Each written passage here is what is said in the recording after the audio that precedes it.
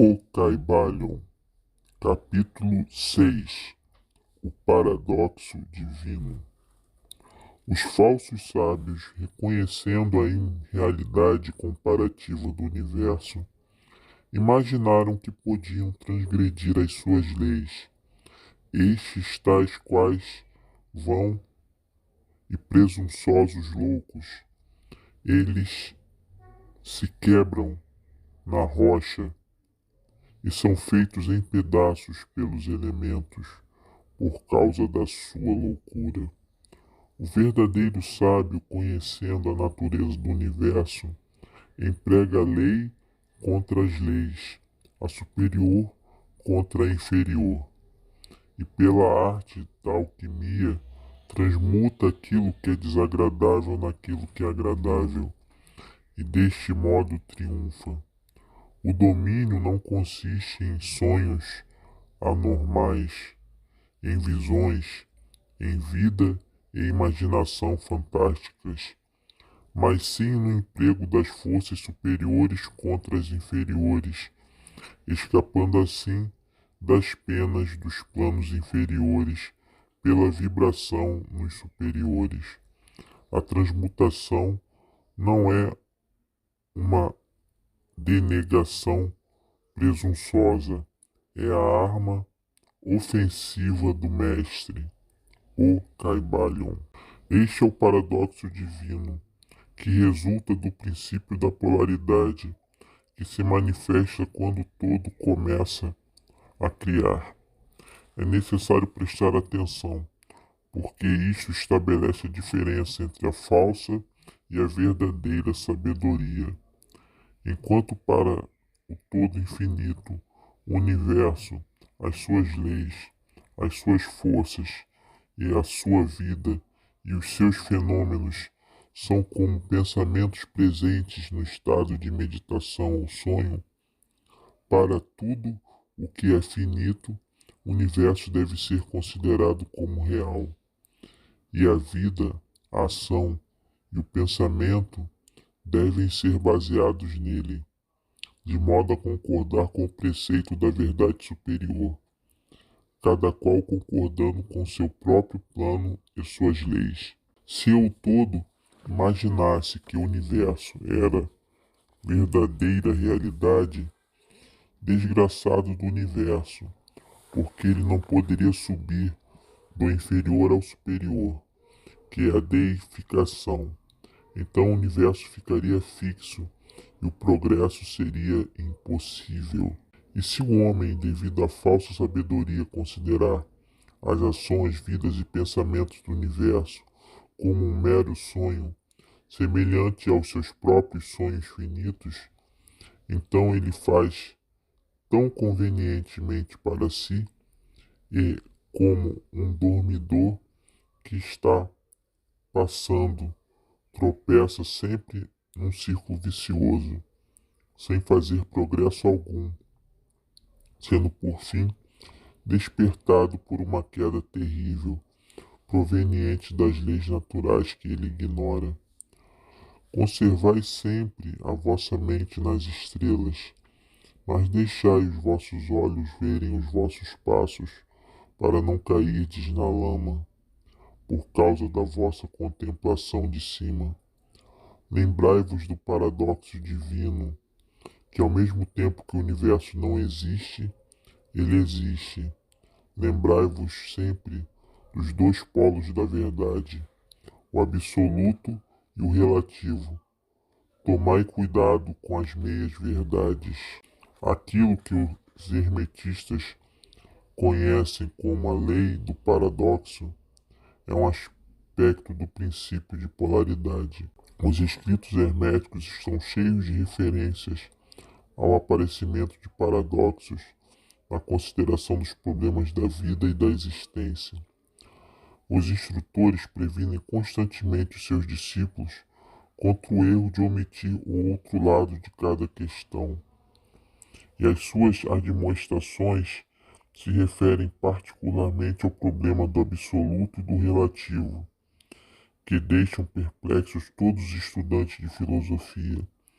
que causam muitas ideias e ações contrárias aos que é geralmente conhecido como senso comum. Nós prevenimos a todos os estudantes que fiquem certos de compreender o paradoxo divino do absoluto e do relativo, para não ficarem atolados na lama da meia-verdade.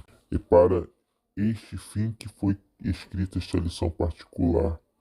Aprendei-a bem. O primeiro pensamento que o homem pensador tem depois que ele compreende bem a verdade que o universo é criação mental do todo, é que o universo e tudo o que nele contém é mera ilusão e realidade, ideia contra a qual os seus instintos se revoltam. Contudo, esta, como todas as outras grandes verdades, pode ser considerada sob o ponto de vista absoluto e relativo. Sob o ponto de vista absoluto, o universo é comparado com o todo em si, é de natureza de uma ilusão, de um sonho, de uma fantasmagoria. Sempre reconhecemos-lo em nossas vistas ordinárias, porque falamos do mundo como um espetáculo transitório que vai e vem, nasce e morre, por causa do elemento de impermanência e mudança, limitação e insubstancialidade.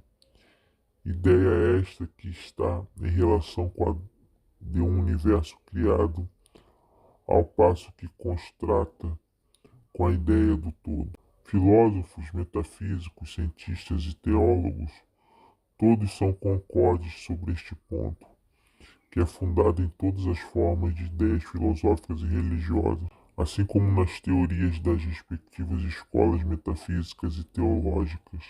Assim, as doutrinas herméticas não ensinam a insubstancialidade do universo, com palavras mais altissonas do que as que vos são familiares, mas apesar disso, o seu modo de encarar o assunto parecerá uma coisa mais assustadora, uma coisa que tem um princípio e um fim, pode ser considerada, em certo sentido, como irreal e não verdadeira. E conforme todas as escolas de pensamento, o universo está sob esta lei. Do ponto absoluto de vista, nada há real a não ser o todo, que não pode ser realmente explicado. Ou o universo é criado da matéria, ou é criação mental da mente do todo. Ele é insubstancial, não duradouro, uma coisa de tempo, espaço e mobilidade. É necessário compreenderdes cabalmente isto, antes de passardes a examinar as concepções herméticas sobre a natureza mental do universo. Examinai cada uma das outras concepções e vereis que elas não são verdadeiras. Mas o ponto de vista absoluto mostra um só lado do panorama. O outro lado é o relativo. A verdade absoluta foi definida como sendo as coisas como a mente de Deus as conhece, ao passo que a verdade relativa são as coisas como a mais elevada razão do homem as compreende. Assim, ao passo que para o todo o universo é irreal e ilusório, um simples sonho ou resultado de meditação, para as mentes finitas que fazem parte deste mesmo universo e o observam através das suas faculdades, ele é verdadeiramente real e assim deve ser considerado. Ao reconhecer o ponto de vista absoluto, não devemos cometer o erro de negar ou ignorar os fatos e os fenômenos do universo, do modo como estes se apresentam às nossas faculdades. Lembremo-nos que não somos o todo. Para dar um exemplo familiar, todos reconhecemos que a matéria existe para os nossos sentidos. Estaríamos errados se não o reconhecêssemos. Mas sempre a nossa mente finita compreende a afirmação científica que, falando cientificamente, não há nada mais que a matéria, aquilo que chamamos matéria, é considerado como sendo simplesmente uma agregação de átomos, os quais são um grupo de unidades de força chamadas elétrons ou íons, que estão em constante vibração e movimento circular. Batemos numa pedra e sentimos o baque. Parece ser uma coisa real, mas é simplesmente o que dissemos acima. Mas lembramos-nos que o nosso pé, que sente o baque, também é matéria e, portanto, é constituído de elétrons, porque esta matéria também é o nosso cérebro. E para melhor dizer, se não fosse por causa da nossa mente, absolutamente não poderíamos reconhecer o pé ou a pedra. Assim, o ideal do artista ou escultor, que ele tanto esforça para reproduzir na tela ou no mármore, parece verdadeiramente real para ele. Assim se produzem os caracteres na mente do autor ou dramaturgo, o qual procura expressá-los de modo que os outros possam reconhecer. E se isso é verdade, no caso da nossa mente finita, qual não será o grau de realidade das imagens mentais criadas na mente do infinito? Ó amigo, para os mortais este universo de mentalidade é verdadeiramente real. É o único que sempre podemos conhecer, ainda que subamos de planos em planos cada vez mais elevados, para conhecê-lo de outro modo. Pela experiência atual, teremos de ser o todo mesmo. É verdade que quanto mais alto nos elevarmos na escada, alcançamos as proximidades da mente do Pai, as coisas mais visíveis tomam a natureza ilusória das coisas finitas. Mas antes que o todo nos retire em si, a visão atual não desaparece. Assim, não devemos viver acima das formas da ilusão, desde que reconheçamos a natureza real do universo. Procuremos compreender que suas leis mentais e nos esforcemos em empregá-las para obtermos o melhor resultado no nosso progresso através da vida. Ao caminharmos de um plano a outro plano de existência, as leis do universo não são as pequenas leis férreas por causa da sua natureza mental. Tudo, exceto o todo, é limitado por elas. Aquilo que está na mente infinita do todo é real, em um grau relativo a esta mesma realidade que é revestida na natureza do todo. Não fiquemos, pois, incertos e atemorizados. Somos todos firmemente contidos na mente infinita do todo, e nada nos pode prejudicar e nos intimidar. Não há força fora do todo para agir sobre nós. Podemos ficar calmos e tranquilos. Há um mundo de conforto e tranquilidade nesta realização depois de atingida. Então, calmos e tranquilos, repousaremos, embalados no berço do abismo, ficando sem perigo no seio do oceano da mente infinita que é o todo. No todo, moveremos, viveremos e teremos a nossa existência. A matéria não é para nós a mente inferior, enquanto vivemos no plano da matéria. Apesar de sabermos que é simplesmente uma agregação de elétrons ou partículas de força que vibram rapidamente e giram umas ao redor das outras, na formação dos átomos, os átomos vibram e giram formando moléculas que por sua vez formam as grandes massas de matéria. A matéria não é para nós a matéria inferior. Quando prosseguimos nas investigações mais elevadas e aprendemos dos preceitos herméticos que a força, a qual os elétrons são, é simplesmente uma manifestação da mente do todo. Assim, no universo, tudo é simplesmente mental em sua natureza. Enquanto do plano de matéria, podemos reconhecer os seus fenômenos, poderemos examiná-la, como fazem todos os mestres de graus mais ou menos elevados. Mas fazemo-lo aplicando as forças superiores. Cometeremos uma loucura pretendendo negar a existência da matéria no aspecto relativo. Podemos negar o seu domínio sobre nós. Devemos fazer, mas não devemos ignorar que ela existe em seus aspectos relativos, ao menos enquanto no seu plano.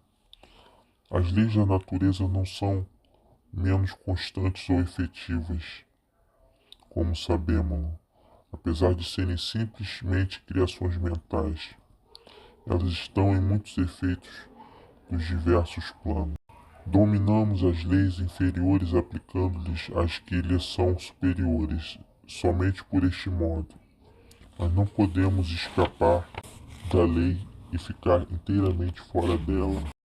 Nada senão o todo pode escapar da lei. E isto é porque o todo é a própria lei, de que todas as leis procedem.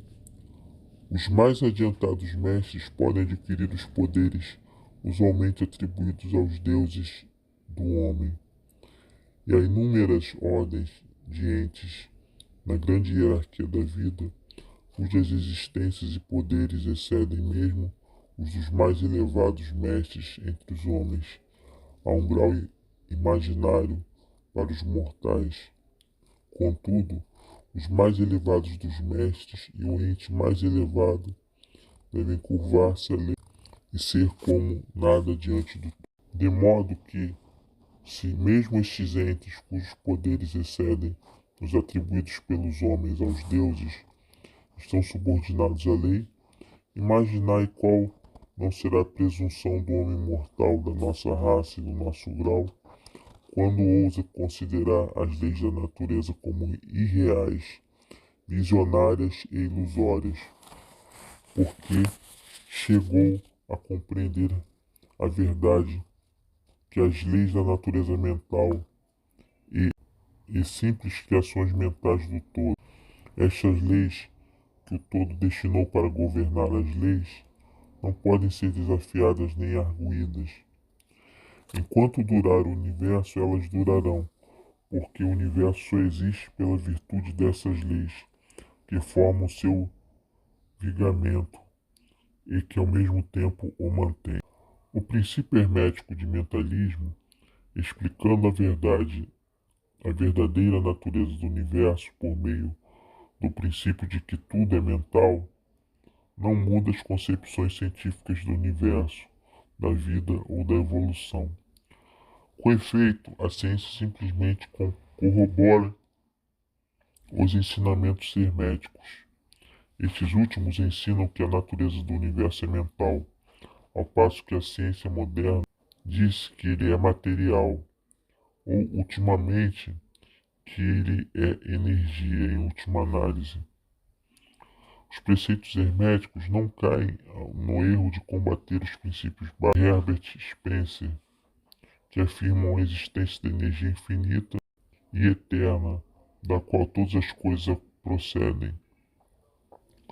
Com efeito, os hermetistas reconhecem na filosofia de Spencer a mais elevada exposição das operações das leis naturais que foram promulgadas até agora, e eles creem que foi Spencer uma reencarnação de um antigo filósofo que viveu no Egito, milhares de anos antes, e que, por último, se tinha encarnado como Heráclito, filósofo grego que viveu 500 anos antes de Cristo.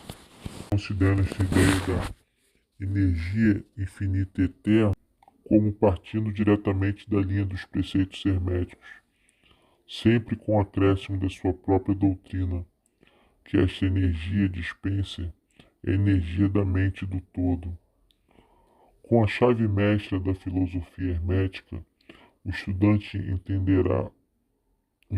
poderá abrir várias portas das mais elevadas concepções filosóficas do grande filósofo inglês, cuja obra manifesta os resultados da preparação das suas encarnações precedentes. A sua doutrina a respeito da evolução e do ritmo está na mais perfeita concordância com os princípios herméticos sobre o princípio do ritmo. Assim, o estudante do hermetismo não deve desprezar quaisquer desses pontos de vista científicos a respeito do universo. Todos devem ser interrogados para se concluir e compreender o princípio oculto que o todo é mente. O universo é mental e criado da mente do todo. Eles creem que os outros seis dos 7 princípios se adaptarão a esta doutrina científica e servirão para esclarecê-la. Não há que admirar ao encontrarmos a influência do pensamento hermetista nos primitivos filósofos da Grécia, em cujas ideias fundamentais se baseiam em grande parte as teorias da ciência moderna. A aceitação do primeiro princípio hermético do mentalismo é o único grande ponto de diferença entre a ciência moderna e os estudantes hermetistas. Mas a ciência se dirige gradualmente para o lado dos hermetistas, nas suas apalpeladas no meio da escuridão, para encontrar um caminho de saída do labirinto em que vaga nas suas pesquisas pela realidade.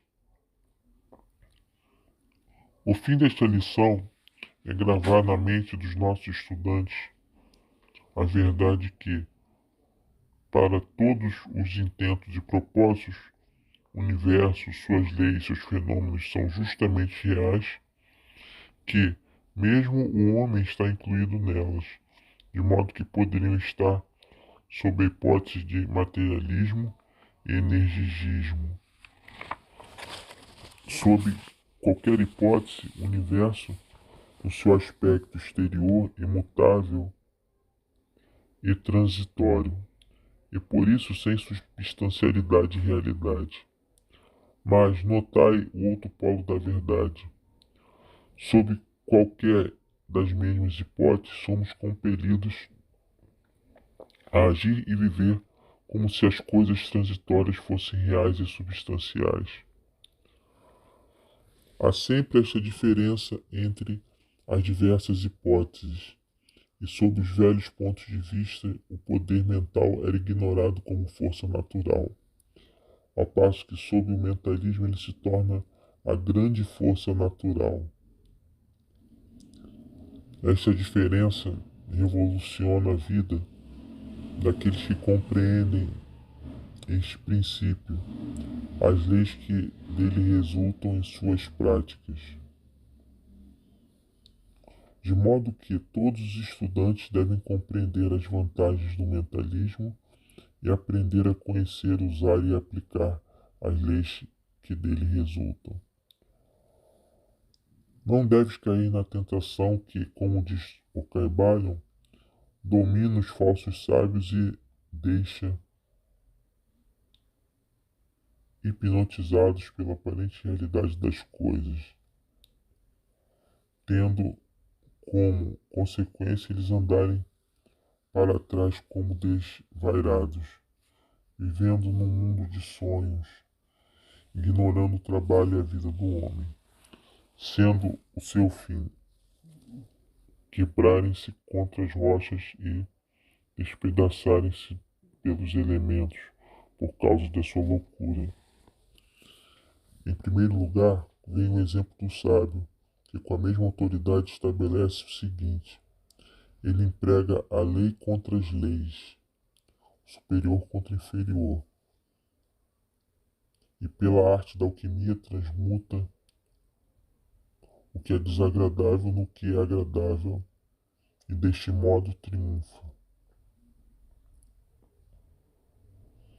Seguindo a autoridade, combatemos também a falsa sabedoria, que é uma loucura, que ignora a verdade. O domínio não consiste em visões e sonhos anormais, em vida, em imaginações fantásticas, mas sim no emprego das forças superiores contra as inferiores, escapando assim das penas dos planos inferiores pela vibração dos superiores. Lembrai-vos sempre, estudantes, a transmutação não é uma presunção de negação, mas sim uma arma ofensiva do mestre. As citações acima são do Caibalion e são dignas de serem preservadas na memória do estudante. Não vivemos num mundo de sonhos, mas sim num universo que, enquanto relativo, é real, tanto quanto as nossas vidas e ações são interessadas. A nossa ocupação no universo não é negar a sua existência, mas sim viver empregando as leis